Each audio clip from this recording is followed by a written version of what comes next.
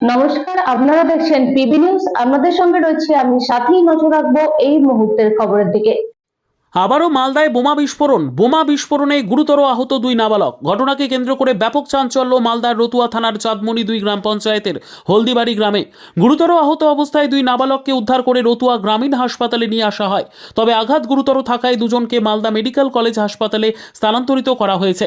আহত নাবালকরা হলেন সামির আক্তার, বয়স 13 বছর, অন্যজন মোহাম্মদ ইমতিয়াজ, বয়স 9 বছর। স্থানীয় সূত্রে জানা গিয়েছে, বৃহস্পতিবার দুপুরে বাড়ি থেকে প্রায় 500 মিটার দূরে একটি ভুট্টার জমিতে ঘাস কাটতে গিয়েছিলেন এই দুই নাবালক। তখনই জোরালো বোমা বিস্ফোরণ হয়। বিকট শব্দে কেঁপে ওঠে গোটা এলাকা। তড়িঘড়ি স্থানীয়রা ছুটে গিয়ে দেখেন দুই নাবালক রক্তাক্ত অবস্থায় পড়ে রয়েছে। তড়িঘড়ি তাদের উদ্ধার করে হাসপাতালে নিয়ে আসা হয়। তবে কি কারণে বোমা এলাকায় মজুত করেছিল কিছুই বুঝে উঠতে পারছে না এলাকাবাসী। খবর শুনে ঘটনাস্থলে ছুটে যায় রতুয়া থানার বিশাল পুলিশ বাহিনী।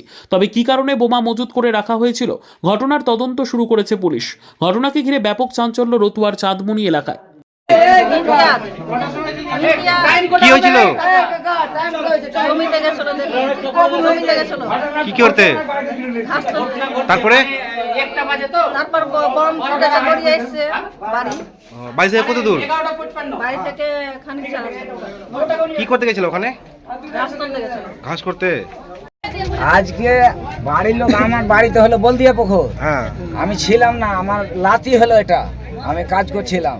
তো ওই ওরা মাঠে গেছিল চ্যাংড়া পিলে ঘাস কাটতে না কি করতে, আচ্ছা আর ওই জমিতে পড়েছিল বম। আচ্ছা। আর ওই চ্যাংড়া বাচ্চা হাতে করে কিরকম ভাবে ছিল, এখন নিয়ে খেলছিল কি করছিল, বাস এই তো ফেটে গেছে। বোমা ফেটেছে ওখানে? হ্যাঁ বোমা ফেটেছে। হ্যাঁ, এখানে খাম হয়ে গেছে শুদ্ধ, হাত নাই, হাত চলে গেছে।